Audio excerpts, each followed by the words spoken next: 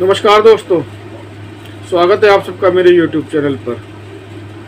दोस्तों, आज चर्चा करेंगे सोए हुए घर और सोए हुए ग्रहों के बारे में। क्या इनसे मतलब होता है और क्या इनका प्रभाव होता है। लाल किताब में इनके बारे में क्या बताया गया है। लेकिन इस जानकारी से पहले मेरा आप सबसे निवेदन है कि आपको मेरी वीडियो अच्छी लगे तो मेरी वीडियो को लाइक करें, शेयर करें और मेरे YouTube चैनल को जरूर सब्सक्राइब करें और नोटिफिकेशन बेल को भी जोड़ दबाएं, जिससे आपको मेरी आने वाली वीडियोस की जानकारी मिलती रहे। तो दोस्तों, शुरू करते हैं आज का विषय। सोए हुए घर और सोए हुए ग्रह क्या होते हैं, ये क्या इनसे मतलब है और इनका क्या प्रभाव होता है। दोस्तों, ये बहुत ही इम्पोर्टेंट टॉपिक है लाल किताब का और दोस्तों इसको जानना और समझना बहुत ही ज़रूरी है। तो दोस्तों, सबसे पहले तो सोए हुए घर और सोए हुए ग्रह, इससे मतलब ये होता है कि वो घर जो सोया हुआ है और वो ग्रह जो सोया हुआ है, वो घर और या ग्रह जो भी है, वो अपना सब कुछ होते हुए भी अपना कोई नेक असर, अपना कोई अच्छा असर नहीं देगा। दोस्तों, ये तो मैंने प्रभाव के बारे में बताया आपको।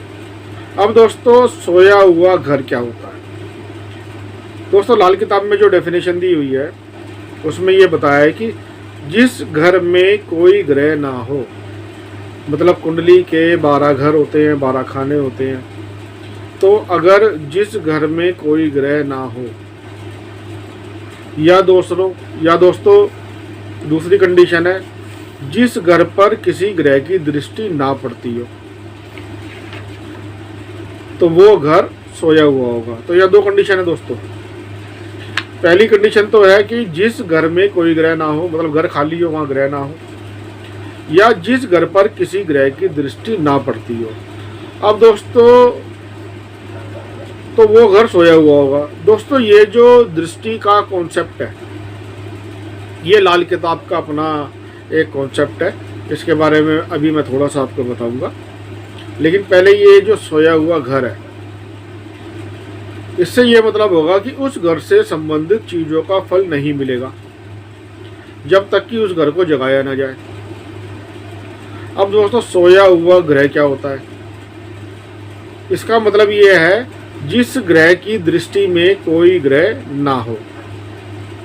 दोस्तों, यहाँ भी दृष्टि का कॉन्सेप्ट आया, तो वो अभी मैं थोड़ा सा आपको बताता हूँ। तो सोया हुआ ग्रह होता है कि जिस ग्रह की दृष्टि में कोई ग्रह ना हो, वो ग्रह खुद ही सोया हुआ होता है। अब दोस्तों, एक बात को क्लैरिफाई करना बहुत ज़रूरी होता है कि सोया हुआ ग्रह, इससे ये मतलब नहीं होता कि वो जिस भाव में बैठा है, जिस घर में बैठा है, उस घर के लिए उसका कोई प्रभाव नहीं पड़ेगा। उस घर में वो अपना असर देता रहेगा, चाहे वो शुभ है चाहे अशुभ है। तो वो जैसे भी ग्रह है वो अपना प्रभाव उस घर में देता रहेगा, लेकिन उसका जो प्रभाव है सिर्फ उसी घर तक सीमित रहेगा, बाकी दूसरे घरों तक नहीं जा सकता। अब दोस्तों, ये जो कॉन्सेप्ट है, ये कॉन्सेप्ट बहुत ही इम्पोर्टेंट है। और जब ग्रह सोया हुआ हो तो वो जिस घर में बैठा है, शुभ स्थिति में बैठा है या अशुभ स्थिति में बैठा है, उसका असर उस घर के लिए कंटिन्यू रहेगा। दोस्तों, इसके अलावा अगर कोई ग्रह अपने पक्के घर में बैठा है, अपने पक्के खाने में बैठा है, तो उस ग्रह को हमेशा पूरी तरह से जागता हुआ ही मानेंगे। जैसे दोस्तों, शुक्र बैठा है खाना नंबर 7 में, अब खाना नंबर 7 शुक्र का पक्का घर है। या मंगल बैठा है खाना नंबर 3 में, तो खाना नंबर 3 मंगल का पक्का घर है। तो ऐसे में शुक्र और मंगल को जागता हुआ ही गिनेंगे। अब दोस्तों, दृष्टि का जो कॉन्सेप्ट एक बार बार इसमें आया, उसके बारे में मैं थोड़ा सा बताता हूँ आपको। दोस्तों, ये कुंडली आपको नज़र आ रही है। इस कुंडली में आप देखेंगे तो ये मेष लगन से शुरू होती है। दोस्तों, लाल किताब के अनुसार जो भी कुंडली बनाई जाती है तो वो हमेशा मेष लगन से ही शुरू होती है। तो इसमें राशियाँ फिक्स होती है। तो यहाँ 1 2 3 4 5 6, तो ये खाने कुंडली के 12 खाने हैं। तो दोस्तों 1 नंबर से लेके जब हम यहाँ 1 2 3 4 5 6 तक देखेंगे तो 1 से लेकर 6 तक के घरों को कहते हैं पहले घर।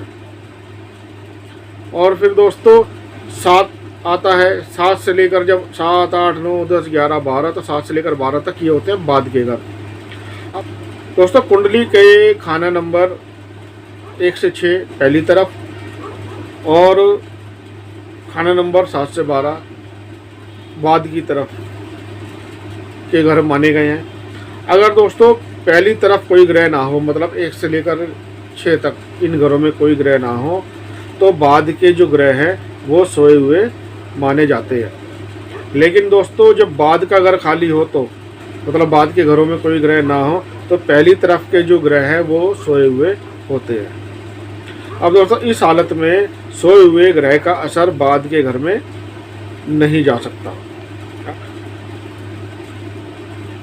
दोस्तों जब पहले घरों में कोई ग्रह ना हो, मतलब 1 से लेकर 6 तक घरों में, तो बाद के घरों के जो ग्रह हैं वो सोए हुए माने जाते हैं। ऐसी हालत में दोस्तों पहले के जो खाली घर हैं इनको जगाने की ज़रूरत होती है। और दोस्तों अगर बाद के घर खाली हो, खाना नंबर 7 से लेकर 12 तक, और दृष्टि पड़ने वाले घर में कोई ग्रह है, तो बाद के उस खाली पड़े खाने को जगाने की ज़रूरत होती है। अब दोस्तों ये सोए हुए घरों को जगाने वाले ग्रह कौन कौन से होते हैं? तो दोस्तों अगर पहला घर सोया हुआ है तो वो मंगल के उपाय से जागेगा। दूसरा घर जागता है दोस्तों चंद्रमा के उपाय से। तीसरा जागता है बुध के उपाय से। चौथा घर जागता है चंद्रमा के उपाय से। पांचवा घर जागता है सूर्य के उपाय से। छठा घर जागता है राहु के उपाय से। सातवां घर जागता है शुक्र के उपाय से। आठवां घर जागता है चंद्रमा के उपाय से। नौवां घर जागता है बृहस्पति के उपाय से। 10वां घर जागता है शनि के उपाय से। 11वां घर जागता है बृहस्पति के उपाय से। और 12वां घर जागता है केतु के उपाय से। दोस्तों ग्रह का जागना और घर का जागना ये दोनों अलग अलग बातें हैं। दोस्तों जब सोए हुए ग्रह को जगाने वाले घर, मतलब ग्रह सोया हुआ है और उसको जगाने वाले घर, उसके संबंधित ग्रह भी पक्का ग्रह है। मतलब मान लीजिए, अभी मैं आपको बताता हूँ एग्जांपल से, जो पंडित जी ने इसमें बताया है। पहले डेफिनेशन को इसकी देख लेते हैं कि सोए हुए ग्रह को जगाने वाले घर बाहैसियत पक्का घर के संबंधित ग्रह का रिश्तेदार कायम होते हुए कोई मंदा असर ना होगा। मतलब दोस्तों इसमें जो एग्जांपल दिया है पंडित जी ने वो है कि शुक्र है खाना नंबर 11 में और खाना नंबर 3 में कोई ग्रह नहीं है। अब दोस्तों ऐसी कंडीशन में क्या होता है कि खाना नंबर 3 के ग्रह देखते हैं खाना नंबर 11 को, लेकिन जब खाना नंबर 3 खाली है तो शुक्र पर कोई दृष्टि नहीं जा रही, तो इससे शुक्र सोया हुआ है। लेकिन दोस्तों खाना नंबर 3 ये पक्का घर है मंगल का। अब अगर जो जातक है उसकी जो पत्नी है, उसके भाई है, शादी होने से पहले या शादी के बाद अगर उसके भाई हैं, क्योंकि मंगल भाइयों को रिप्रेजेंट करता है, तो अब अगर व्यक्ति की जातक की पत्नी के भाई हैं तो ये शुक्र खुद ब खुद जागता हुआ होगा और इस खुद ब खुद जागे हुए शुक्र का कोई बुरा असर नहीं होगा। अब दोस्तों खाना नंबर 10 में अगर कोई ग्रह नहीं होता तो खाना नंबर 2 के ग्रह सोए हुए होते हैं, और खाना नंबर 2 में अगर कोई ग्रह नहीं होता तो खाना नंबर 10 के ग्रह सोए हुए होते हैं, और अगर खाना नंबर 2 में कोई भी ग्रह ना हो तो खाना नंबर 9 के ग्रह सोए हुए होते हैं। तो दोस्तों इस तरीके से लाल किताब में सोया हुआ घर और सोए हुए ग्रह इस कॉन्सेप्ट के बारे में बताया गया है। तो दोस्तों उम्मीद करता हूँ मेरी इस वीडियो से आपको एक अच्छी जानकारी मिली होगी। आपको मेरी वीडियो अच्छी लगे तो मेरी वीडियो को लाइक करें, शेयर करें और मेरे YouTube चैनल को जरूर सब्सक्राइब करें। धन्यवाद।